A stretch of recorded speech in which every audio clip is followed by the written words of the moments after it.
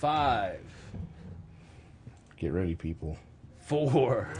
You might need to put on your seatbelt. 3. Okay. I was kidding. On headphones. We're good to go. We're good. 2.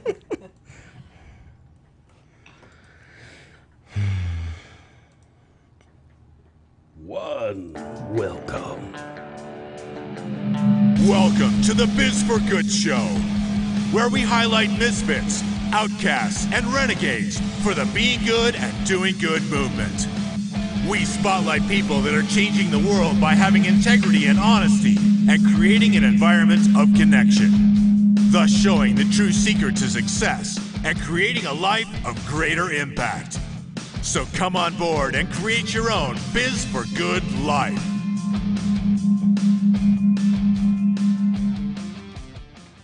Welcome to the Biz for Good Show. Welcome.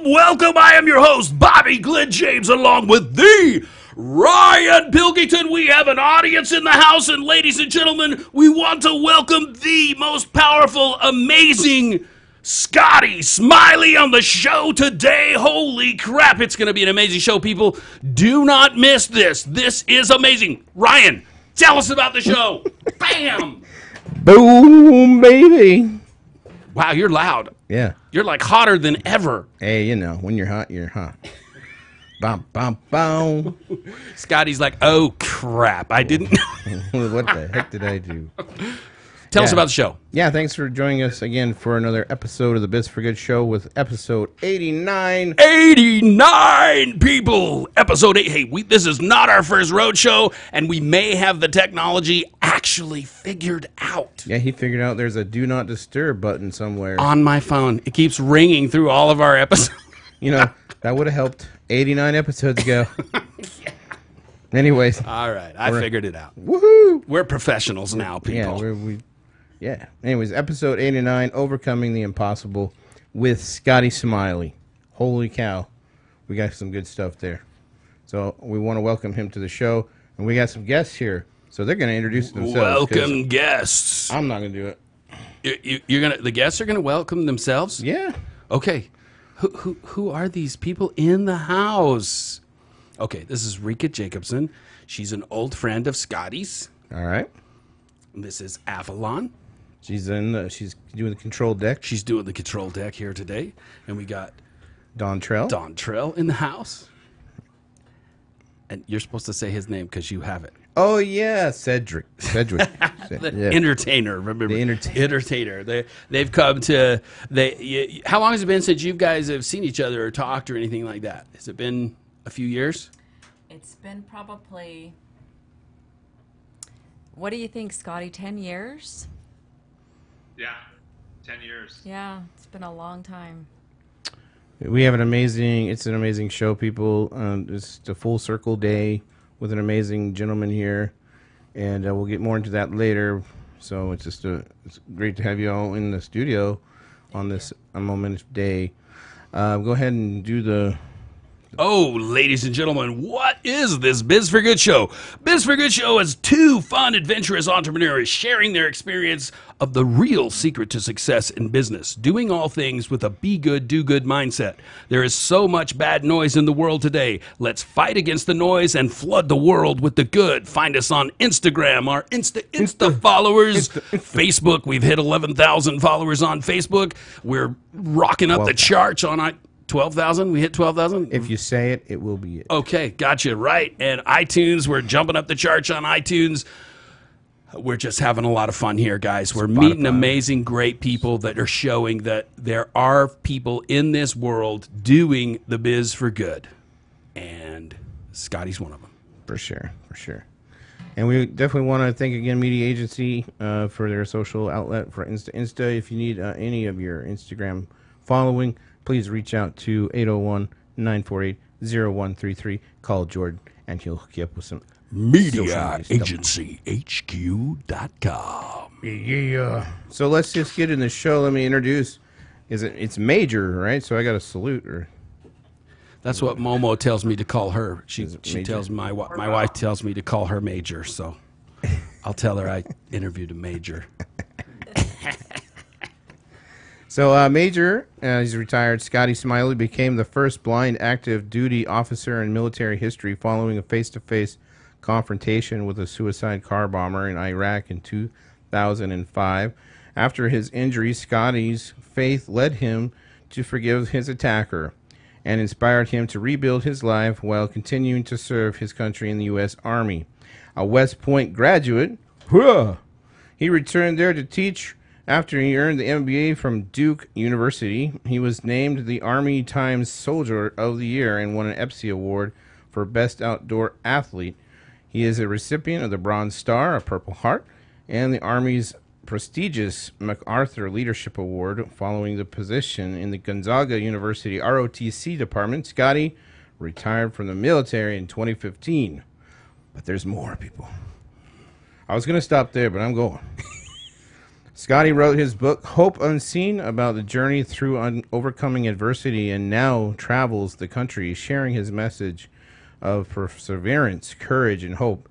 Ever the adventurer, after the loss of his eyesight, he learned to surf, gone skydiving, climbed Mount Denali, and became an Ironman. Scotty currently works as an investment banker at Drexel Hamilton and is a regular guest on NBC, CBS, and Fox. He's married and he's married to his high school sweetheart, Tiffany. The couple lives in the hometown of Pasco, Washington, with sons Grady, Graham, and Baylor. Woo! You made it, Ryan. You did made it. it. High five, man. Good job. Oh, good job. That was high two. Well, Scotty, we want to just say welcome to the show, and I know you're probably tired of me here and saying thank you for your service and just thank you for being just a powerful, amazing human being.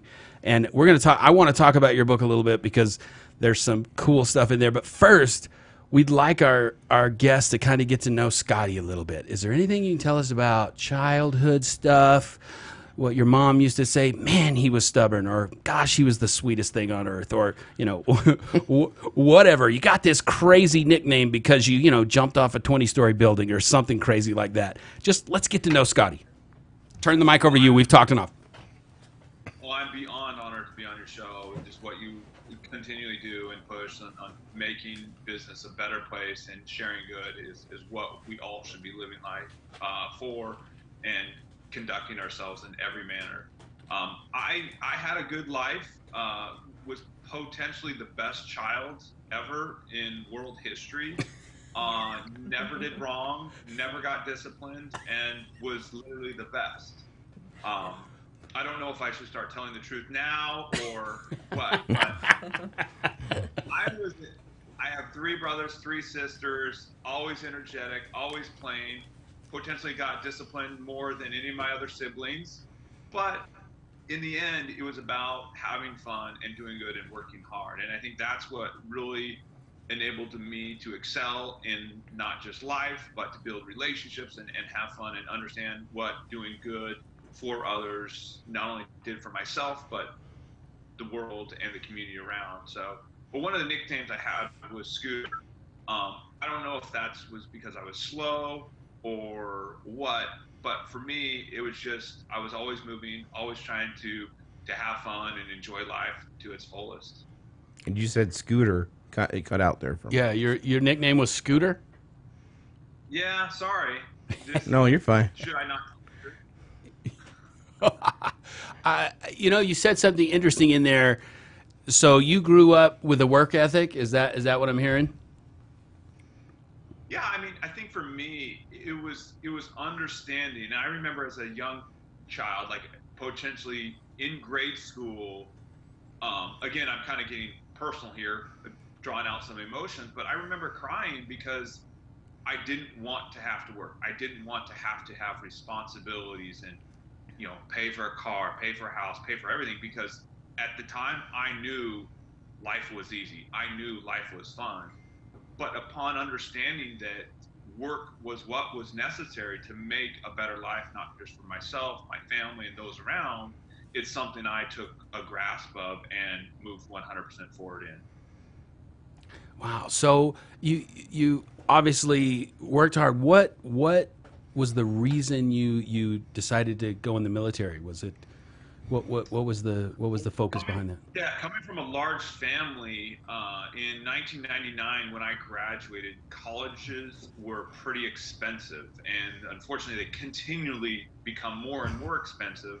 Yeah. But more importantly, I wanted to go to one of the best schools in the world, and I knew the military academy was the best leadership training environment, would not only educate, but put their students into leadership situations every part of every day. From the first day as a freshman to the last day as a senior, you were always either in charge of someone, you had peers, you had superiors, you had subordinates. And for me, that was the school that I wanted to join. Again, being able to attend the military academy and receiving that education upon graduation, I knew I was going to receive an immediate job paid by the federal government to be an active duty Army officer, and again, be put into a leadership job in which, for me, short-term thinking, I'd get out after 5 years, I'd join the civilian world, I'd have fun, I'd be a successful businessman, really not knowing what the future was going to hold at the time that I originally joined the military academy. Wow. We hear about that all the time, that we some of us will write out our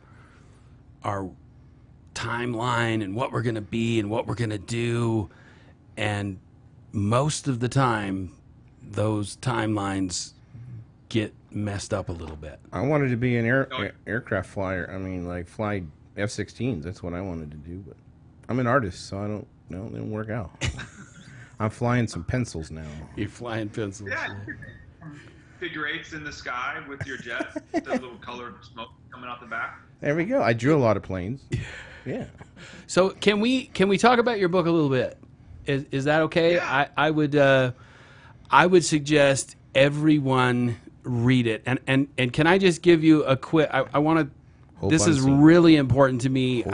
While I was reading the book, you hear a lot of people that have had hardships, that have overcome hardships, and there's people that have had some horrible hardships that they've overcome. And a lot of times those stories are told from a space of, you know what, I just dug in and I knew I needed to get over it. And in your book, the rawness when you were pissed off and mad and wanted to give up. You don't hear about that enough, because me and Ryan are a part of a lot of suicide prevention groups and bullying groups, and we don't hear enough that sometimes all of us want to give up.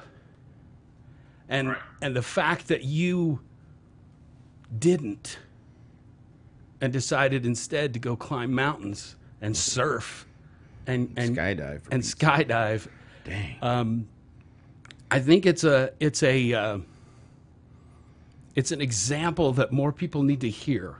That people have hardships, but damn it, it's hard to overcome those. But you can. You absolutely can. Prime example. Yes. Yeah, and that's for me is, being deployed, marrying my beautiful high school sweetheart. We dated throughout the military academy.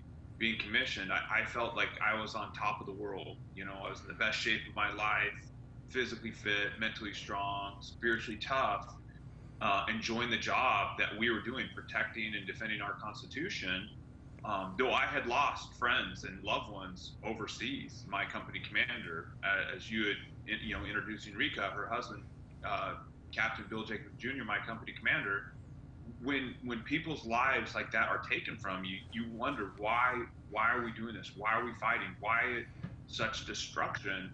And you always just look at the road ahead of making a better life for others.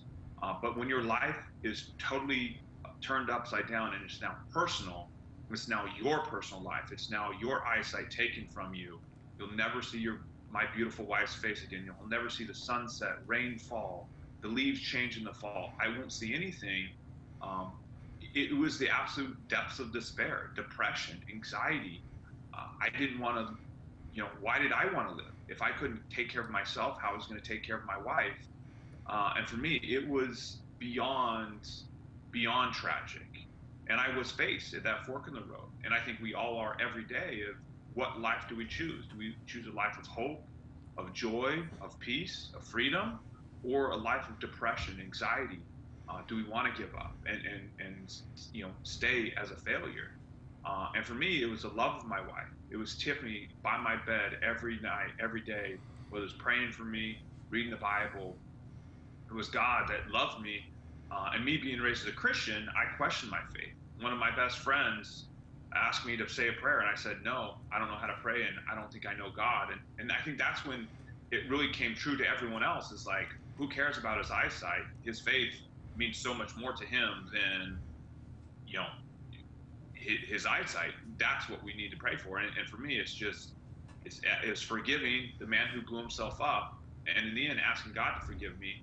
But it was because of the faith that I was raised with, the faith that I knew was true, that enabled me to see the light in that fork in the road. One road was dark and dreary and was terrible, and that was the life that I had began to walk down. Or I could turn around and go back to that fork and choose to live a life of freedom and live a life of joy and hope.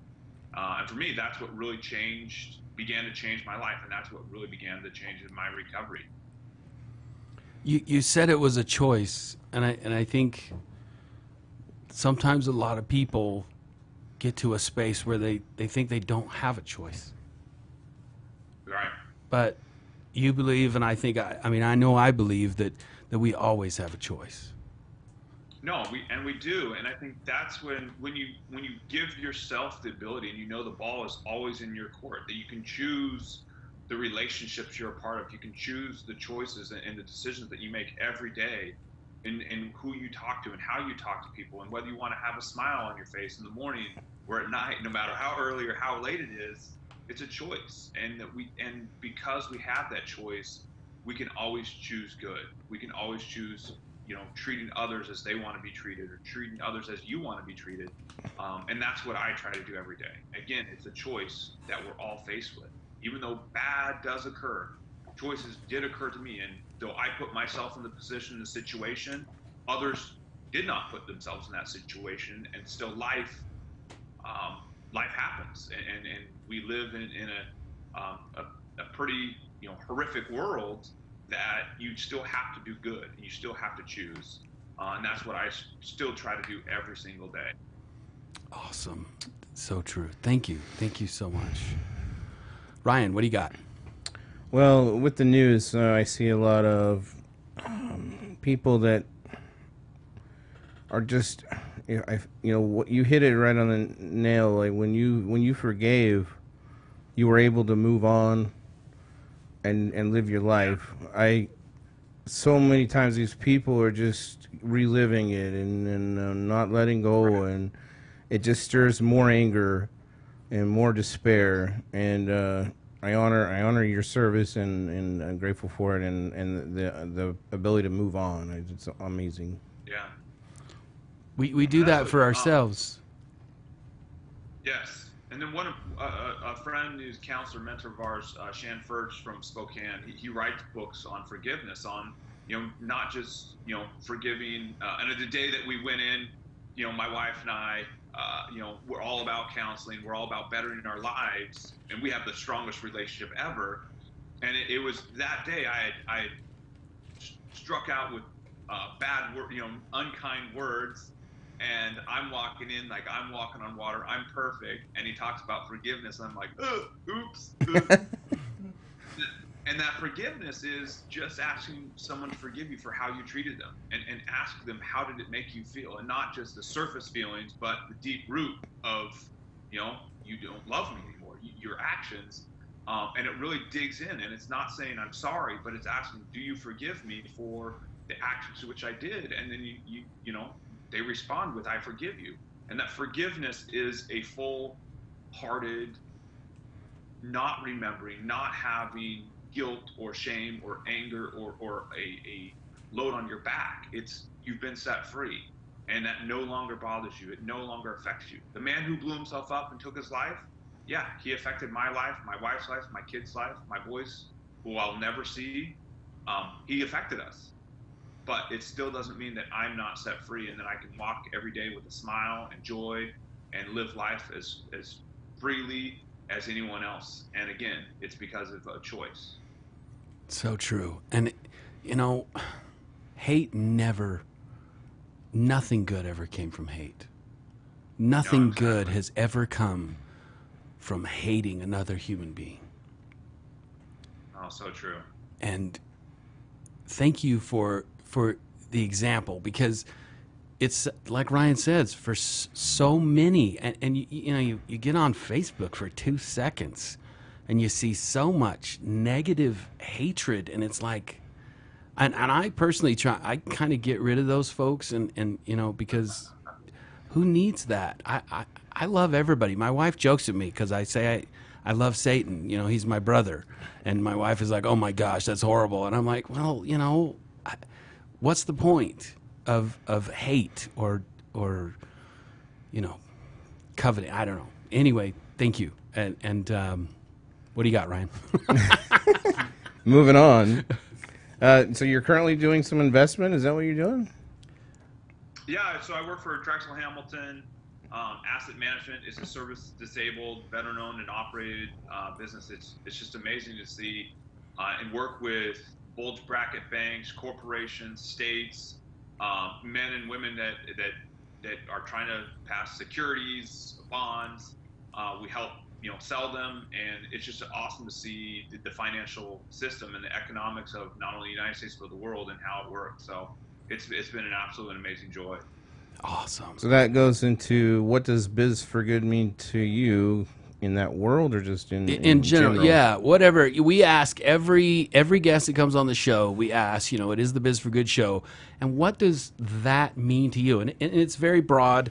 Biz for Good, we take it very openly what that means. Good is the main focus. So what does that mean to you? It's making people's lives better and helping them in the decisions that you make, and thinking about others and helping them build a better life and helping them find a way to freedom. As I share my story through Hope Unseen, a business that my wife and I started, almost 8 years ago, it's about sharing our stories with others and teaching about, there's struggles, there's trials, there's disappointments, but it's a choice that we make. And to choose freedom, to choose life and joy is not just a single time, but it's an everyday opportunity that I'm able to share that story in my life with others, and to bring joy and to bring happiness and peace. And in that same way, with banking is bringing, whether it be financial freedom or investing people, individuals or corporations and states money, it's giving them the freedom that they can then use that money to bless others. So for me, that's what Biz Good means to me, is helping others, just as I and others would love to be helped. Awesome. That's be good, do good. Be good, do good. I'm itching to ask this question. I'm sorry, but how was skydiving? Because my wife wants to do it, and I'm like, no, thank you. It was amazing. So I skydived twice, once in North Carolina when the gentleman said I forgot to take my pills this morning. That was a little scary. The next was with the Golden Knights down in San Antonio. Golden Knights. The Golden Knights are the Army's elite. Yeah. George H.W. Bush would skydive with them almost every other birthday. And these guys had like 20,000 jumps. And I try to do the quick math. I go, that's impossible. You're doing 10 jumps a day for 20 years. They go, yeah, that's what they've done. Oh my gosh. That was beyond amazing. It was just joy, freedom. And then when the parachute opens, it's silence. And you can just feel yourself floating to the ground. And again, I encourage everyone. I can hardly wait till my boys are old enough that we all go out of the plane together. Which is awesome. I guess it's just that fear factor. Dang it. I had a dream once that I was standing in front of the plane door and looking down, and I woke up screaming, going, that's exactly how I would feel if I do this. I got to get over that. Well, when you're tandem, you don't really get a choice in the matter. Yeah, they just kind of... There you go. That's that. Yeah, my daughter did it in Hawaii, and she said it was amazing. She tandem. Oh, I saw the Golden Knights that in. would be the place to be. Yeah, Yeah, I That's saw the super cool. I saw the Golden Knights jump once. You did. Yeah, Awesome. yeah, they're amazing. Oh, they're amazing. So what's next for Scotty? What's in the future? What's the future's thoughts? Yeah, I just love excitement. I love opportunities. Physical. I've done an Ironman. I'm going to train up for a half Ironman this June. Right now, I'm planning on Coeur d'Alene. It's just about staying physically fit, mentally strong, always reading books, always helping others, whether it be in the community, in the Washington state where we live, or in the United States. It's about helping others live a better life. And so for me, we just look at the excitement ahead. Awesome. Well, I'm excited to see what you create. I've been watching you for 2 years. I'm not stalking you, but I've been watching you for 2 years. Ever since Rika gave me the book. And I'm like, you know what? When I reached out, I just said, say again? I'm excited. when I reached out, I was like, oh, I'm just gonna go for it and see if Scotty will be on the show. So thank you. So our last We got to tie in how you're involved in this. who You. how I know Yeah. well how we know Rika, And the whole, come on, the whole come on. the story. So Rika gave me your book. Of course, you wrote about her husband in the book, Bill, who was an amazing, great guy. He was just a good man. Yeah. When I first dated my wife, the first date, I hadn't. She was flying in, and I was a mess. I'm like, oh my gosh, because we had known each other, but we were in a position where I couldn't really date her or anything, and this was the first date, and I'm freaking out. You were freaking out? I was freaking out, and Bill said, "Bobby, come on, let's go for a walk." And he took me for a walk, and he just said, "Dude, it's all good. It's all good." He had just married Rika, and he just had an interesting way of calming you down. I don't know, and Yeah. it was a great date. We stayed up till 4:00 in the morning, Oh, wow. and she told me, "I don't know what you want, but I just want to be your friend." And then she kissed me, Oh. and I'm not sure that's mixed messages, but we've been married almost 23 years now, and Good benefit. yeah. So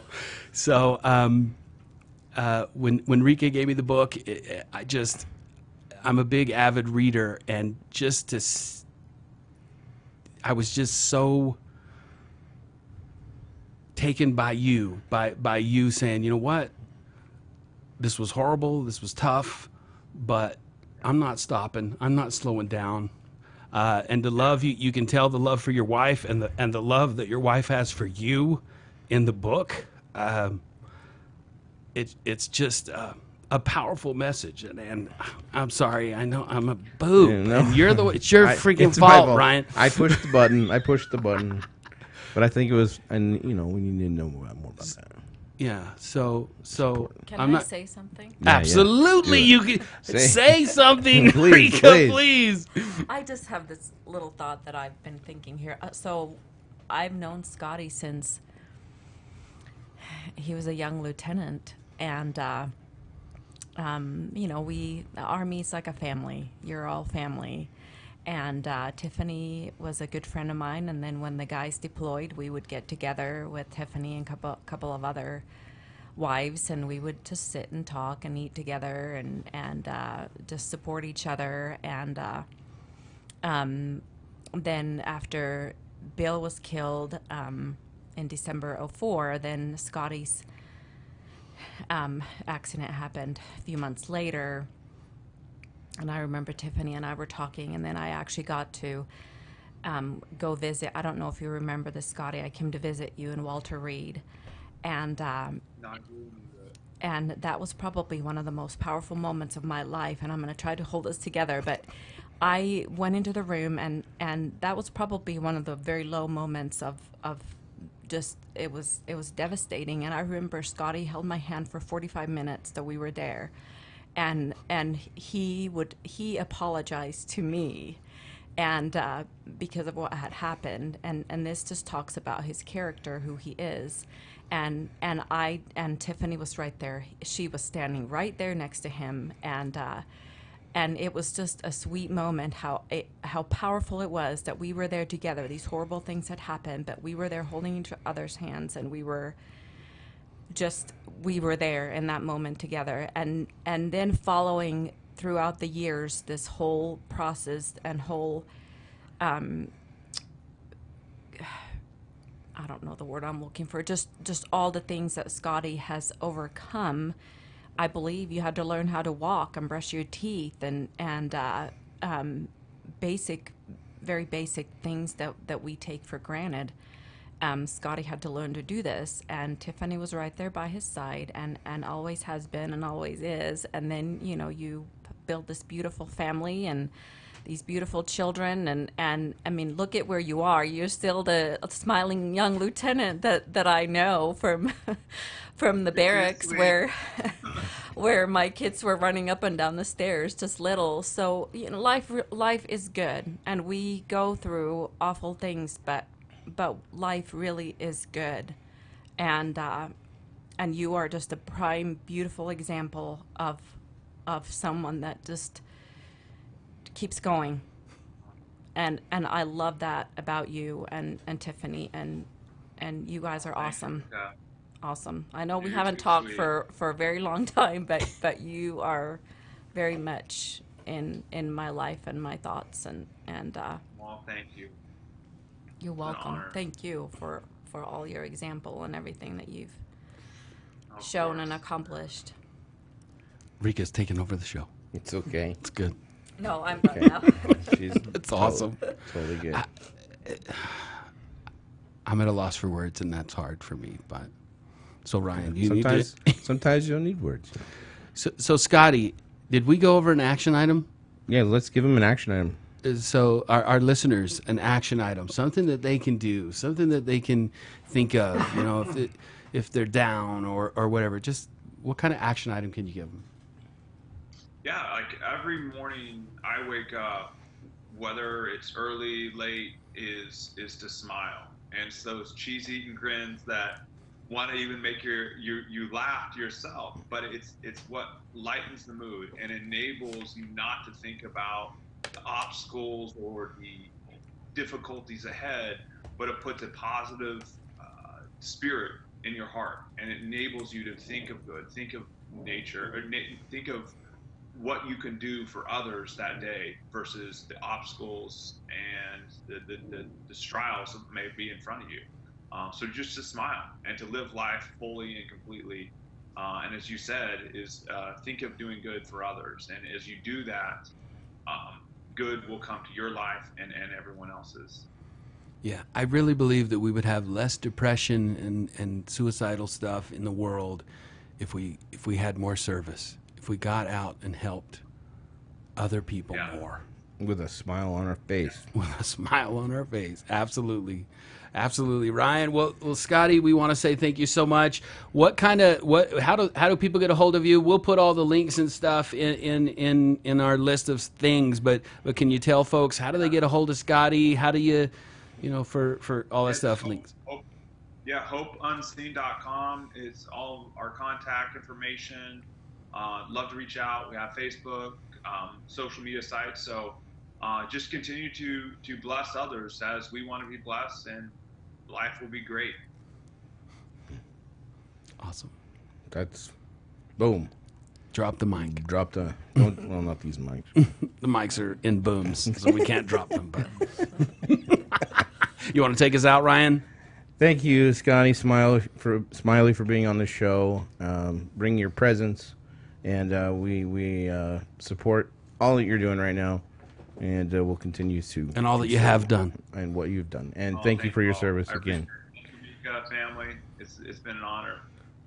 And I got to tell you, these kids, they're like, I look at them and I see Bill, so he's not They're all four of them. The dang, you They're guys, all tall like you him. guys make some damn cool kids. Yeah, I'm a little person. Everybody's tall to me. All right, Ryan, you want to take us out? Yeah, we always end the show with the hashtag Be Good, Do Good 3 times. On the last one, we go crazy. Bobby breaks the mic. Last time we go crazy, people. Yeah. So, all right, everybody. That means everybody. Yeah, everybody. Hashtag Be Good, Do Good. Hashtag Be good, do good. Hashtag Be good, do good.